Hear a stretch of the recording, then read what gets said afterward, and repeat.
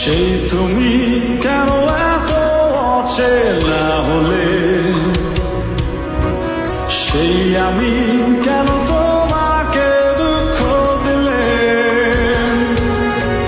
কেমন করে এত অচেনা হলে তুমি, কিভাবে এত বদলে গেছি এই আমি।